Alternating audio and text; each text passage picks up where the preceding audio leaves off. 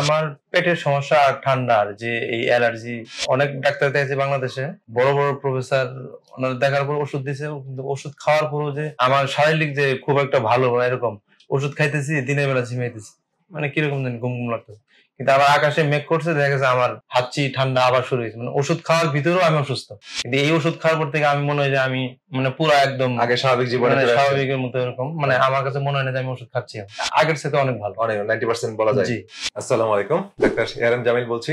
আশা করি যে যেখানে আছেন ভালো আছেন। তো অনেকদিন পর আজকে একটা পেশেন্টের রিভিউ নিয়ে আপনাদের মাঝে হাজির হলাম। তো সেটা হচ্ছে, আমরা আসলে অনেক সময় অনেক রোগে ভুগি এবং আসলে অনেক চিকিৎসায় নিচ্ছি, কিন্তু রুট কজটা আসলে চিকিৎসা না হওয়ার কারণে আমরা অনেক সময় কাঙ্ক্ষিত রেজাল্ট আমরা পাই না।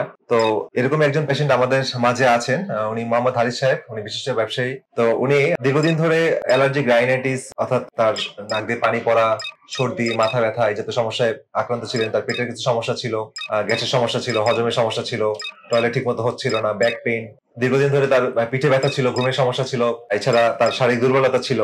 এই জন্য উনি অনেক চিকিৎসা গ্রহণ করেছেন দেশে বিদেশে। তো তার মুখ থেকেই শুনবো তার সমস্যাগুলোর কথা এবং আমরা কি ধরনের চিকিৎসা বা কি ধরনের অ্যাপ্রোচ তাকে দিয়েছি এবং উনি এখন বর্তমানে কেমন আছে, তো সেই বিষয়টা নিয়ে আপনাদের সাথে শেয়ার করবো। তাহলে সাহেব, আপনি কেমন আছেন? জি আলহামদুলিল্লাহ, এখন অনেকটা ভালো আছি। আচ্ছা, তো আপনি আমাদের কাছে এসেছিলেন 16/3/25, মানে গত মাসে, মার্চ মাসে প্রথমবার এসেছিলেন। তো আপনার রোগের ইতিহাসটা নিয়ে আমাদের দর্শকদের উদ্দেশ্যে যদি একটু বলতেন যে আপনি কি ধরনের সমস্যা, কতদিন ধরে ভুগছিলেন? আমার পেটের সমস্যা আর ঠান্ডার যে এই অ্যালার্জি অনেক ডাক্তার দেখাইছে বাংলাদেশে, বড় বড় প্রফেসর ওনাদের দেখার পর ওষুধ দিছে, কিন্তু ওষুধ খাওয়ার পরও যে আমার শারীরিক যে খুব একটা ভালো না এরকম, ওষুধ খাইতেছি দিনের বেলা ঝিমাইতেছি, মানে কিরকম জানি ঘুম ঘুম লাগতেছে। কিন্তু আবার আকাশে মেঘ করছে, দেখা গেছে আমার হাঁচি ঠান্ডা আবার শুরু হয়েছে, মানে ওষুধ খাওয়ার ভিতরেও আমি অসুস্থ। জি। এইভাবে ওষুধ মানে সাধারণত অ্যালার্জি, অ্যালার্জি যে অ্যান্টিহিস্টামিন জাতীয় যে ডাক্তার যে ওষুধগুলো দিচ্ছে খাওয়ার ভিতর থেকেও মানে চলাকালীন আমি আবার খারাপ হয়ে যায়। জি।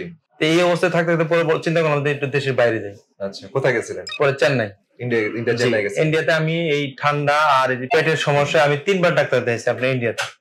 ওরা যাওয়ার পরে ওই টেস্ট দেওয়ার পরে বলে যে না ঠিক আছে, আপনার খুব ভালো, যে ওষুধ দেয় 6 মাস ওষুধ খাই, মোটামুটি ভালো। ওষুধ শেষ হয়, আমি আবার ওই পুরোনো অবস্থায় ফিরে আসি। পরে দুবাইতে আমার এক কলিগ থাকে, উনি বললো যে আপনার এরকম অ্যাড্রেস পাইছে, পাওয়ার পরে আমি তারপরে আপনার ওইখানে শরণাপন্ন হই। তাহলে আপনার এই ঠান্ডা লাগার প্রবণতাটা আপনার কয় বছর ধরে ছিল?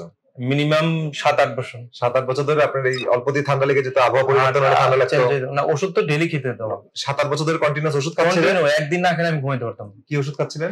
এটা যে মন্টিয়ার অথবা মোনাস, ওর সাথে আরেকটা ঠান্ডা ওষুধ থাকতো ফেক্সোফেনাডিন জাতীয় ওষুধ, আর মন্টিলুকাস, আরো 3-4টা। আর মাঝখানে আমার অ্যান্টিবায়োটিক খাইতে দিত। মাঝে মাঝে ইনফেকশন হতে অ্যান্টিবায়োটিক খেতেন? হ্যাঁ, যখন বেশি হয়ে যেত তখন এগুলা আমার চেক দিত। আচ্ছা আচ্ছা, তাহলে প্রায় 7-8 বছর ধরে আপনি সমস্যাগুলো ভুগছিলেন। আর পেটের সমস্যাটা ছিল কয়দিন? প্রায় এরকমই, ওই একই লেভেল আর কি। পেটে গ্যাস হওয়া, হজম না হওয়া, পায়খানা ঠিক মতো ক্লিয়ার না হওয়া, আর ব্যাক পেইনও ছিল, আপনার মাজা ব্যথা ছিল।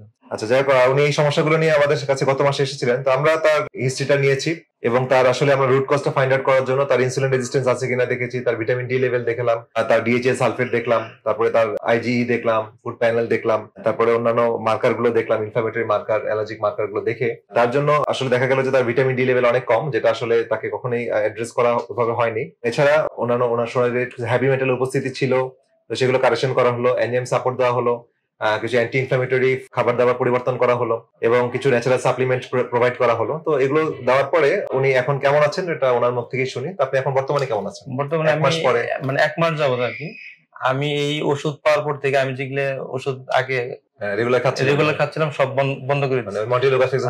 সব বন্ধ করে দিয়ে আপনাদের দেখান, মানে এই 1 মাসে খাওয়ার, আমি যে আগে যেগুলো ইন্ডিয়ার ওষুধ বা বাংলাদেশের ওষুধ যে খাইছি আমি, মানে খাই যতটুকু আমি মানে ভালো ফিল করছি বা এরকম মানে অস্বস্তি লাগছে, কিন্তু এই ওষুধ খাওয়ার পর থেকে আমি মনে হয় যে আমি মানে পুরো একদম আগে স্বাভাবিক জীবনে স্বাভাবিকের মতো এরকম, মানে আমার কাছে মনে হয় না যে আমি ওষুধ খাচ্ছি। আচ্ছা, মানে এই যে ঠান্ডা লাগা বা নাকে পানি পড়ে না এরকম কোনো কিছু, আমার কাশি টাশি বা এরকম কাশি টাশি একদম। আর আপনার হজমের সমস্যাগুলো কেমন এখন? আগের সাথে অনেক ভালো, অনেক 90% বলা যায়। জি। আচ্ছা, আর পিঠে ব্যথা বা শরীরে ব্যথা ছিল, এটা কমে আসছে? হাত ব্যথা ওই কমছে একটু, মানে একটু সামান্য আছে, হালকা আছে, অনেক ম্যাক্সিমাম চলে গেছে। কিন্তু আমার ঠান্ডা আর পেটের সমস্যাটা। আর একটা সমস্যা বলছেন যে ঘুমের ডিস্টার্ব হচ্ছিল? জি, ওই ঘুম এখন মোটামুটি মানে এখন ন্যাচারালি ঘুম হচ্ছে, ভালো হচ্ছে। তাহলে একটা মানুষের আসলে ভালো থাকার জন্য তার ভালো ঘুমের দরকার, ভালো হজম শক্তির দরকার, শরীরে এনার্জি দরকার, ঠিক আছে, তার ভালো লাগার অনুভূতি গুলো থাকা দরকার। এই বিষয়গুলো আলহামদুলিল্লাহ আমাদের হারিস সাহেব আস্তে আস্তে 1 মাসের মধ্যে উনি উপলব্ধি করছেন। আমরা আশা করি আর 1-2 মাসের মধ্যে উনি কমপ্লিট সুস্থ হয়ে যাবেন। তো এই মেসেজটা আসলে সবার জন্য উদ্দেশ্য এই কারণেই যে আসলে রুট কজটা সবসময় যে কোনো রোগের রুট কজটা ফাইন্ড আউট করতে হবে। রুট কজ অনুযায়ী চিকিৎসা করলে যত দীর্ঘমেয়াদী অসুস্থ থাকুক না কেন ইনশাল্লাহ আমাদের পরিত্রাণ পাওয়া সম্ভব। তো আজকের ভিডিও এই পর্যন্তই, এবং এই মেসেজগুলো আপনারা আপনাদের বন্ধু বান্ধব আত্মীয় স্বজন পাড়া প্রতিবেশী মাঝে যত বেশি শেয়ার করবেন তারা তত বেশি উপকৃত হবেন, কারণ এই ধরনের সমস্যায় অনেকেই আক্রান্ত আছেন কিন্তু আসলে সঠিক গাইডলাইন বা নির্দেশনা বা লাইফস্টাইল চেঞ্জের যে নির্দেশনা সেগুলো না পাওয়ার কারণে অনেকেই আসলে বেরিয়ে আসতে পারছেন না। তো সবাই ভালো থাকেন, সুস্থ থাকেন, আল্লাহ হাফেজ।